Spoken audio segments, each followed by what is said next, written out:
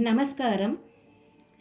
எம்பெருமான் திருவடிகளே சரணம். எம்பெருமாட்டே திருவடிகளே சரணம்.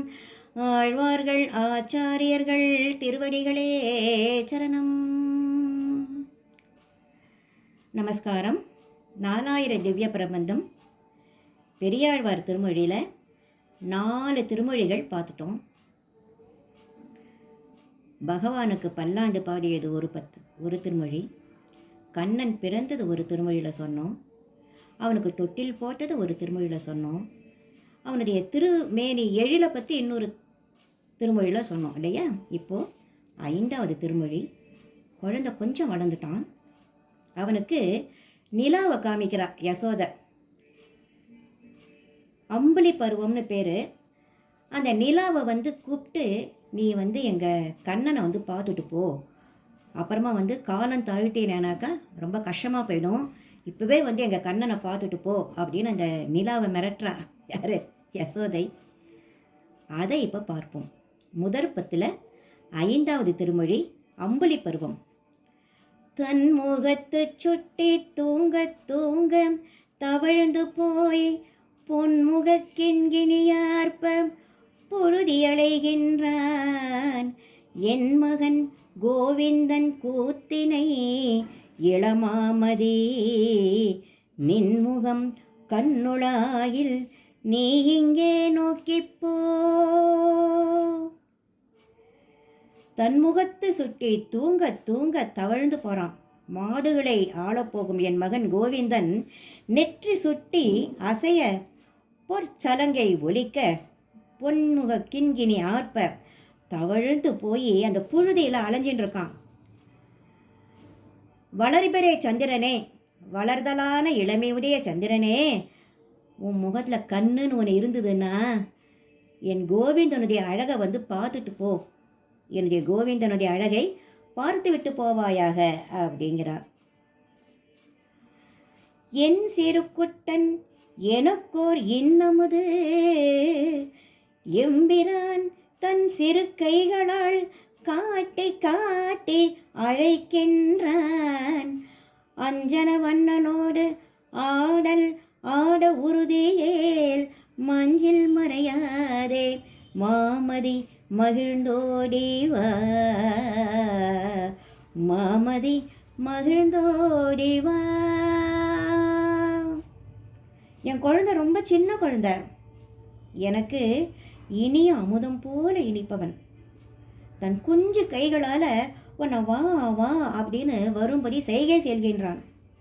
இந்த கருநிற கண்களுடைய எம்பிரானோடு விளையாடணும்னு எண்ணம் இருந்தா அந்த மேகத்தில் போய் மறைஞ்சிக்காத. நீ பெரியவன் தானே என் குழந்தைய விட. அதனால் சந்திரனே, நீ சந்தோஷமாக மகிழ்ச்சியோடு விரைந்து என் குழந்தையோடு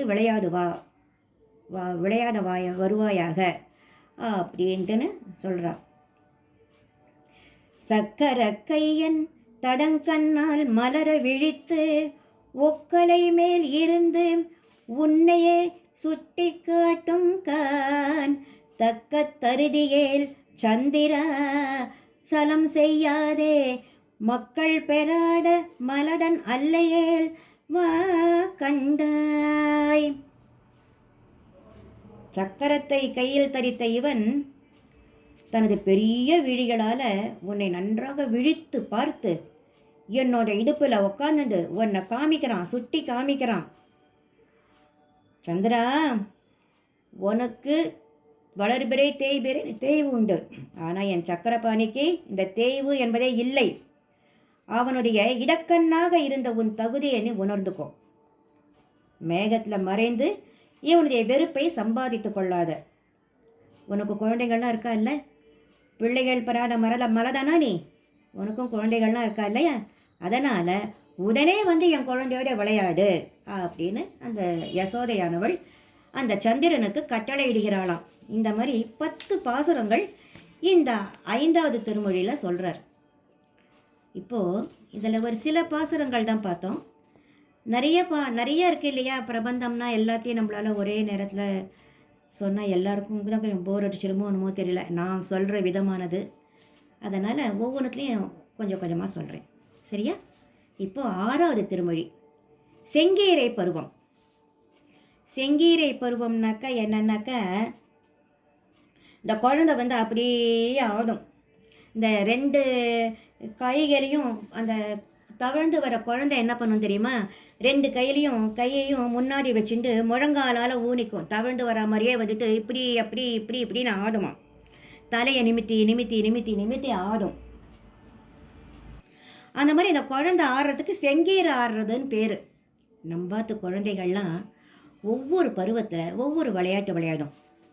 அது அத்தனையுமே கண்ணன் அவனுடைய பால பருவத்தில் செஞ்சு காமிச்சதை தான் இப்போ நம்பாத்தில் நம்ம குழந்தைகளாக அவனே நமக்கு இப்போ நம்ம பார்க்குற மாதிரி செஞ்சு காமிக்கிறான். நம்ம குழந்தைகள்லாம் யார்? கண்ணனுடைய திருவுருவம் தான். அதனால் அந்த குழந்தைகளுடைய அந்த பால பருவத்தில் அதுங்க பண்ணுற அந்த சேஷ்டைகள், அந்த குறும்புகளெல்லாம் தயவு செஞ்சு ரசித்து பாருங்க. அதெல்லாம் மிஸ் பண்ணிடாதீங்க. அதெல்லாம் கண்ணன் அவனுடைய அந்த ரெஃப்ளெக்ஷன் தான் அந்த பசங்கக்கிட்ட இருக்குது. அதெல்லாம் நம்ம குழந்தைங்கக்கிட்ட இருக்குது. அதெல்லாம் நம்ம அனுபவித்து பார்க்கணும். அதான் இது. உய்ய உலகு பதை தொண்ட மணிவயிராம் ஊழிதோர் ஊழி பல ஆளின் இளையதன் மேல் பைய உயோகு துயில் கொண்ட பரம்பரனே பங்கைய நிழல் நயன தஞ்சனமேனியனே செய்யவள் நின் அகலம் சேமம் எனக் கருதி செல்வு பொலி மகரக்காது திகழ்ந்து இலக ஐயா எனக்கொரு கால் ஆடுக செங்கீரை ஆயர்கள் போரேரே ஆடுக ஆடுகவே ஐயா எனக்கொரு கால் ஆடுக செங்கீரை ஆயர்கள் போரேரே ஆடுக ஆடுகவே.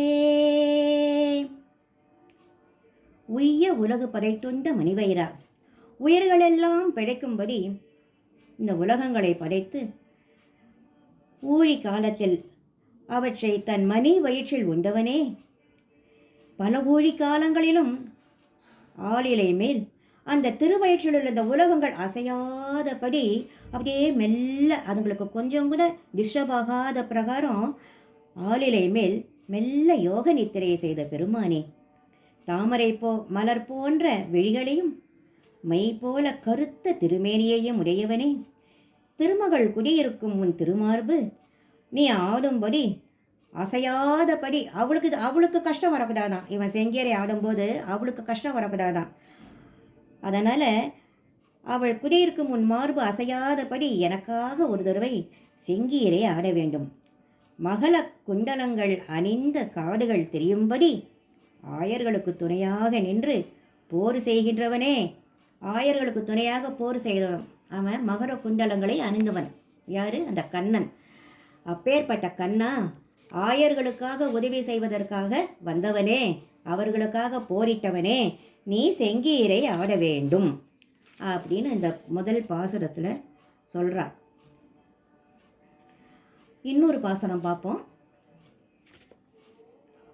கோளரியின் உருவம் கொண்டு அவுணன் உடலம் குருதி குழும்பியழ கூறுகிறாள் குடைவாய். கோளரியின் உருவம் கொண்டு அவுணன் உடலம் குருதி குழம்பியழ கூறுகிறாள் குடைவாய்.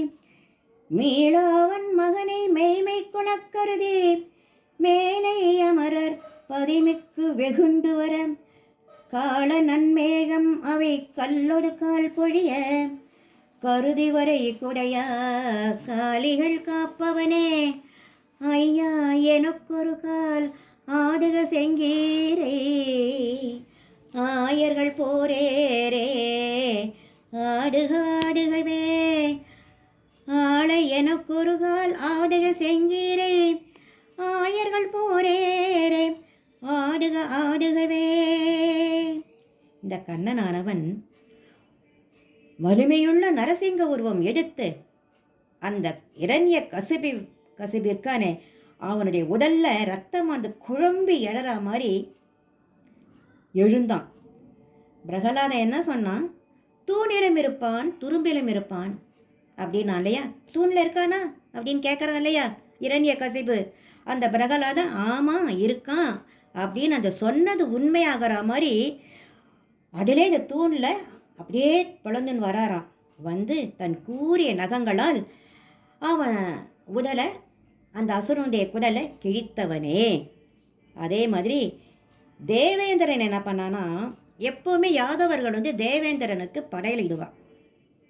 கண்ணன் என்ன பண்ணுறான், மலை தான் நமக்கு நல்லது செய்கிறது, தேவேந்திரனுக்கு பண்ணணும்னு அவசியம் இல்லை, நம்ம மலைக்கு பூஜை பண்ணுவோம் அப்படின்னு சொல்லிட்டு என்ன பண்ணுறான், அந்த மலைக்கு பூஜை செய்ய வச்சதுனால இந்திரன் கோபமுற்று மேகங்களை எழ வைத்து 7 நாட்கள் மழை கொட்டுற மாதிரி செய்கிறான். அப்போ இந்த மாதவன் என்ன செய்கிறான் தெரியுமா, அந்த கோவர்தனகிரியையே குடையாக பிடித்து யாதவர்களையும் மாடு கன்றுகளையும் காத்தான். அப்படிப்பட்ட கோபாலா, எனக்காக ஒரு முறை செங்கீரை ஆடுவாயாக அப்படின்னு யசோதை கேட்டுக்கிறார் அந்த கண்ணனை. நம்மளும் அவனை கேட்டுக்கிறோம். நம்பாத குழந்தைகள் இந்த செங்கீரை பருவத்தில் யாராவது குழந்தைகள் இருந்ததுன்னா அந்த செங்கீரை பருவத்தை ரசிக்கணும் நம்ம. இப்போ இன்றைக்கி இதோட நிறுத்திக்கிறேன். மீண்டும் உங்களை சந்திக்கின்றேன். நமஸ்காரம், வணக்கம்.